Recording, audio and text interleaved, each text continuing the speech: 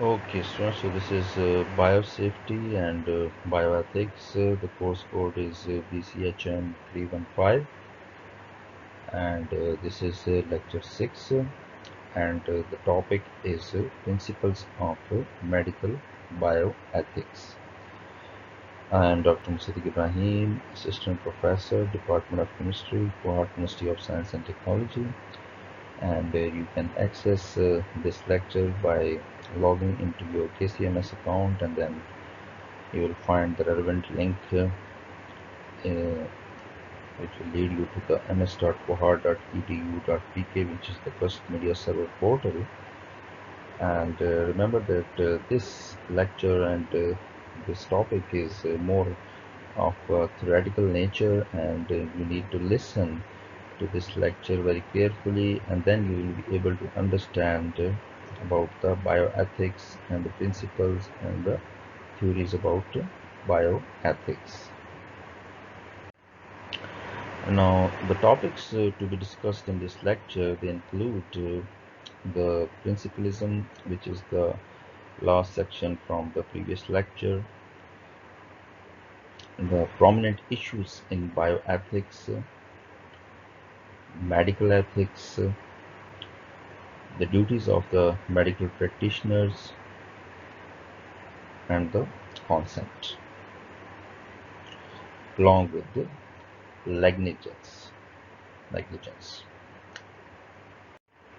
Now, moving towards the principlism, so it is a four-principle approach, and the most widely used approach in the Western bioethics, and it incorporates elements from both consequentialist and deontological theories.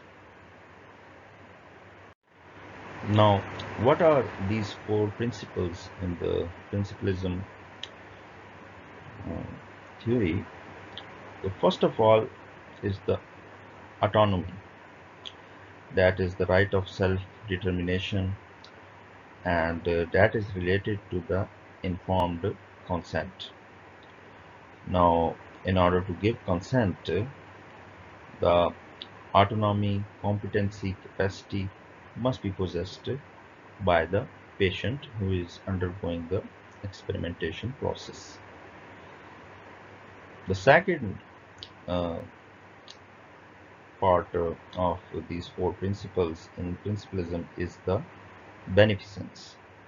So beneficence means that which brings benefit, to do well and to promote well-being. So whenever the scientists or researchers are performing experiments and it involves human uh, volunteers, so that either the drug or certain compound or chemical or anything is to be applied onto the human beings, so it should bring well-being as a whole. The third part of the four principles is the non-maleficence, so that the experiment is not doing any harm or to avoid doing any harm. So these precautions need to be taken in terms of the bioethics principlism theory when performing experiments on human beings or animals. And the fourth one is justice, that is treat like alike. So it means that treating either animals or human beings in the same manner, and the reference is from Principles of Biomedical Ethics from the Oxford University Press. Now, in case of the medical bioethics, there is a selection of prominent issues which come up, and these include the scientists, they should consider the possibility that their research might encourage bioterrorism. So that is an important aspect, that when the researchers are doing experiment, they should know that what will be the consequences of their experiments. Um, Another one is, should regulations underpinning good research be the same everywhere? For example, the research on AIDS and HIV. So it means that the rules and regulations and the bioethics which are followed in a specific region or country when, for example, doing research on AIDS or HIV, so that rules and regulations and bioethics should be followed in the rest of the world or not. So these are the issues which need to be addressed. Another one is, why are health resources scarce in some countries, and how should resources be allocated? For example, malaria tablets, HIV, AIDS, drugs. So it means that we know that some of the countries are developed countries and the health resources are uh, good enough for them. But in case of developing countries or underdeveloped countries, the health resources are not enough. So there is a discourse that how the resources can be allocated for treating certain diseases or performing research on certain diseases.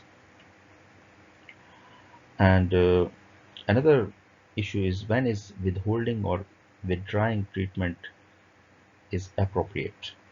So whether you are treating a community with certain drug for curing certain infections or diseases, so when is the time that you stop the treatment? So whether the infection has been controlled or not, or whether it has been controlled and then you are withdrawing the treatment.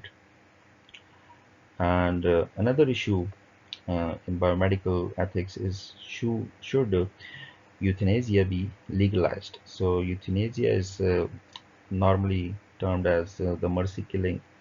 So like a person who is uh, not of like functional use to the society, and he is paralyzed or he cannot move or he cannot eat, so then the doctors, they use certain injections or tablets to kill the patient along with the consent of the patient. So that is known as euthanasia, and whether it should be legalized in all over the country, in all over the world or not.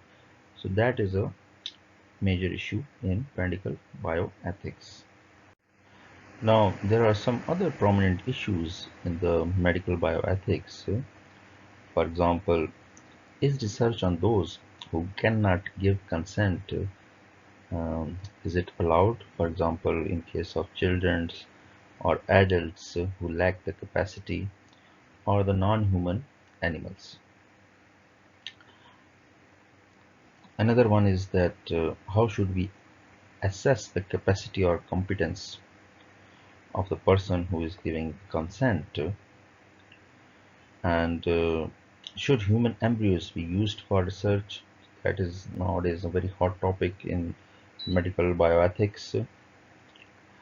And should abortion legalization be changed? So in some countries of the world, the abortion is legal. So in medical bioethics, it has a topic of discussion that the abortion should be legal or illegal. Another issue is that the non-human animals can be used for research. So most of the vegetarian activists, they are raising their voice for their concern that mainly in the medical industry or biomedical industry or drug industry, the animals are being used for clinical research trials. So there is a issue that whether they can be used or not on the basis of bioethics. And an important issue is also the genetic modification. So lots of like human beings are undergoing genetic modification. So is it acceptable or not? That is also an issue. Now, some other issues in medical bioethics they include for example, should people who suffer from self-inflicted diseases be treated the same way as people who suffer from diseases not caused by their own lifestyles? So, for example, if someone is consuming alcohol or smoking or has obesity, so these are like self-inflicted diseases due to their lifestyle. And there are people who are suffering from HIV or AIDS, so those are not self-inflicted diseases. So whether in the latter case or in the former case, both the patients they should be treated in the same way. That is a major issue in medical bioethics. Now, another issue is that should people be encouraged to take their health more seriously? And if yes, why? So, like sometimes the people they become more sensitive about their health when they are encouraged to uh, take their health more seriously, and sometimes they are suffering from stress as a result of this. And which measures to promote public health are acceptable? For example, compulsory vaccination. So, in medical bioethics, what are the measures which need to be taken for the public health which are acceptable? Nowadays, we hear about corona vaccination, and some people they are not like very happy about this, and some people are very happy. So, what are the measures to promote the public health in this regard is a major bioethics issue in medical field. Now, another issue is that what are the purposes of pre-implantation genetic diagnosis and prenatal diagnosis? Now, if there are any purposes, can these purposes be justified? Are they bioethically correct? And what are the means which are used for these purposes? Are they acceptable? So, the pre-implantation genetic diagnosis is used to identify single gene defects such as cystic fibrosis, Tay-Sachs disease, sickle cell anemia, and Huntington disease. In such diseases, the abnormality is detectable with molecular techniques using polymerase chain reaction, that is PCR, by the amplification of DNA from a single cell.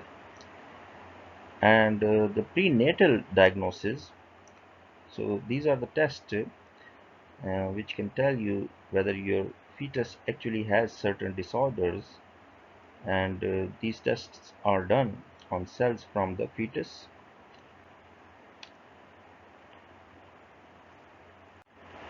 Now, whenever some scientist or researcher is going to do a research project, there are some questions to ask in relation to that research project.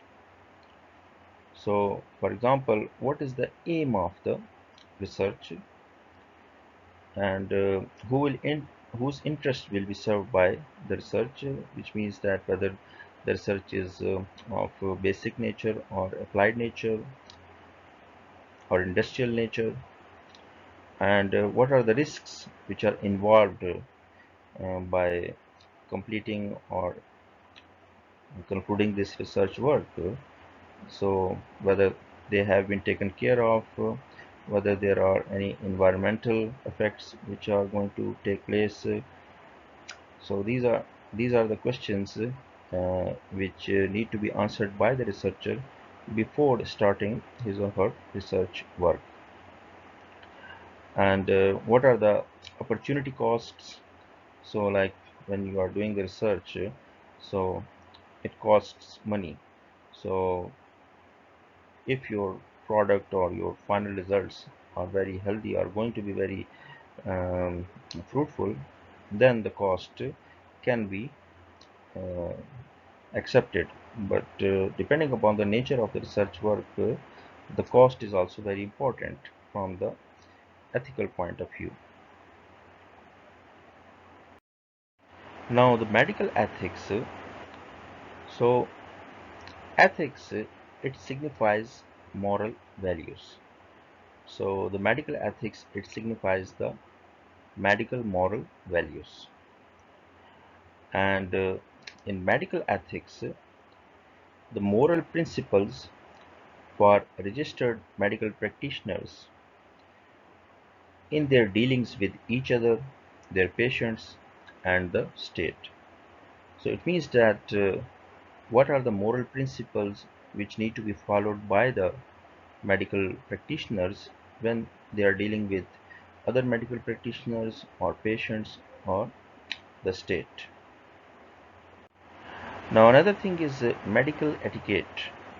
So the conventional laws, the customs of courtesy, and the code of conduct for doctor with his colleagues. So the conventional laws, they vary from country to country. The customs of courtesy, that how you are treating your colleagues, and the code of conduct, that while you are on duty, how you are performing in the presence of other colleagues. Now moving towards the duties of medical practitioners towards their patients in terms of ethical values. So the treatment of the patient is implied as a contract. So the medical practitioners, they should treat their patients considering it as a contract of their duty. Now the duty to the sick. So whoever is sick under the uh, supervision of the medical practitioner, so they need to be treated by the medical practitioner. Duty to continue treatment. So if a patient is suffering from certain disease or infection, and the treatment has not been completed, but it takes, let's say, 4 weeks, and the 2 weeks treatment has been given, so it is the duty of the medical practitioner to further continue the treatment until the treatment has been completed. Duty to earn confidence. So whenever the medical practitioners, they are dealing with the patients, they need to earn the confidence. Duty to the children and infirm. So it means that they need to be very polite and kind when dealing with patients who are children or who are infirm, which means that patients who are feeble or weak. Now the medical practitioners bioethics. So what are the ethics which need to be followed by the medical practitioners? So as we know that the medical practitioners, they charge for the professional service, so which is their right, and ethically it is correct.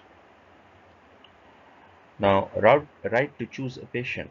So it is the right of the medical practitioner to choose a patient, because if the patient is suffering from a disease in which the medical practitioner has the expertise, then he or she should choose that patient. And if the medical practitioner doesn't have those expertise, then he should not choose a patient who is suffering from a disease whose expertise are not present or not learned by the medical practitioner. Duty to give proper directions. So whenever the patient they are suffering from certain disease, so they need the directions and instructions, that how to take the medicines, at what interval, either before meal or after meal. So all these directions uh, is the duty of the medical practitioner to be given to the patient. Duty to offer proper regime of treatment. So sometimes the patient who is suffering, so the treatment needs about 6 months. For example, in case of polio cases or TB cases, so the medical practitioner needs to offer the timeline of the treatment to the patient so that the patient knows that how much time it will take for the treatment to be completed, and also to notify communicable diseases. So there are certain diseases which can be transferred from one person to another person. So it is the duty of the medical practitioner to inform the patient that he or she has certain type of disease which can be transferred either by touch or by not maintaining the physical distance, as for example in case of corona. Now, the medical practitioner's code of conduct in terms of bioethics. So, in bioethics, the medical practitioner, they need to have the examination and the consent of the patient, duty as regards result of examination. So, they need to properly examine the results. Professional secrecy. So, they should keep the information of the patient's secret. The privileged communication, that is the bona fide statement of a registered medical person on a subject matter of public interest to be conveyed to the concerned authority to protect the interest of the community. So, for example, in case if a medical practitioner has found out that certain patients are suffering from corona disease, so then he needs to convey this um, message or report to the concerned authority so that they can take necessary measures to protect the further spread of the coronavirus in the community. Now, there are certain conditions for the privileged communication, that what type of communication or what type of information can be communicated to the concerned authority by the medical practitioner. So, the infectious diseases, they need to be communicated. The venereal diseases, like often relating to the external sex organs, they should be communicated. Employers and employees, so diseases um, about the employers or employees who are working in a setup, so they should be communicated. Notifiable diseases, for example, in nowadays the corona disease, so they need to be notified to the concerned authority that who is suffering from corona virus. Suspected crime, so if the medical practitioner is examining a patient in which he or she can see that there is a bullet wound, then he needs to uh, communicate this to the concerned authority that it is a type of crime patient, or a victim is has gone through a crime scene. Uh, Patient's own interest. So, for some reasons, the uh, information is given to the concerned authority so that the patient can be safe from other diseases.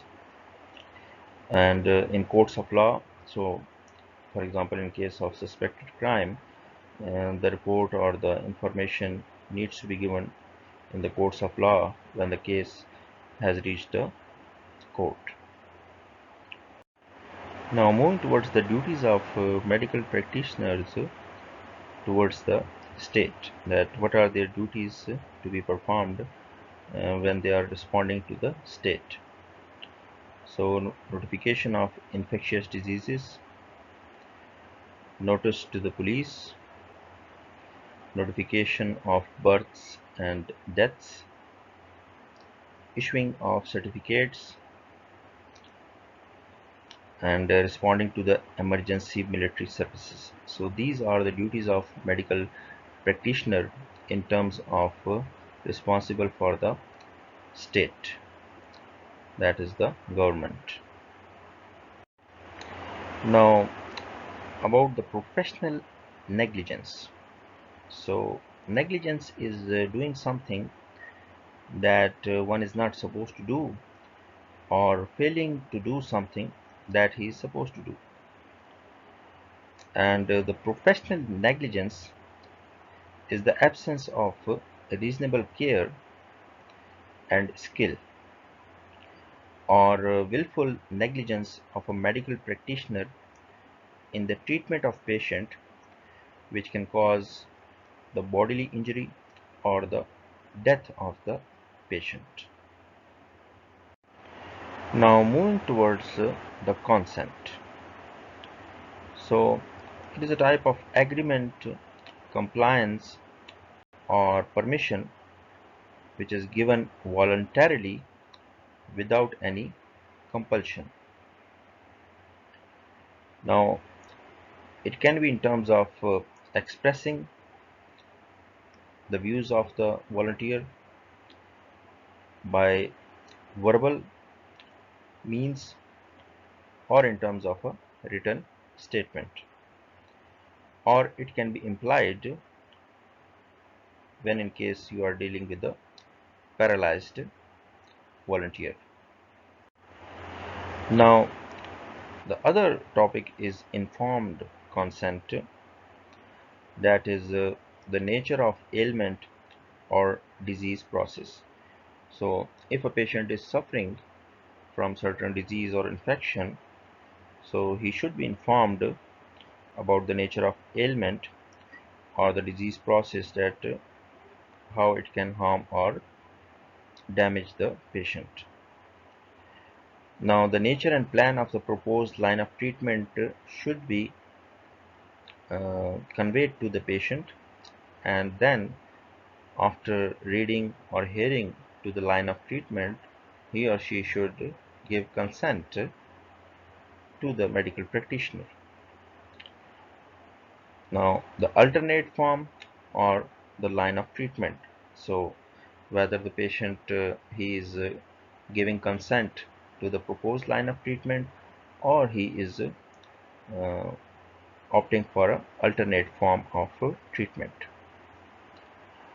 Now the nature of risks involved in both the proposed line of treatment and alternate form of treatment should be conveyed to the patient, so that he or she can give his or her consent about the treatment in both cases, and the risks which are involved in both the treatment types. The relative chances of success, benefit, burden, or failure, so that should also be conveyed to the patient, so that the patient can give consent after being informed. And there should also be a freedom of choice, that whether the patient wants the treatment to go ahead or not, or which type of treatment the patient is ready to go for.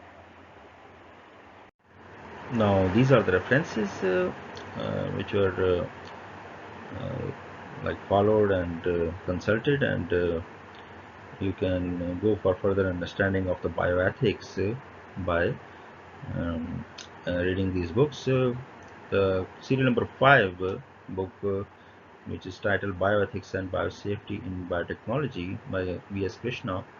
So that is a good book for a good read. Thank you.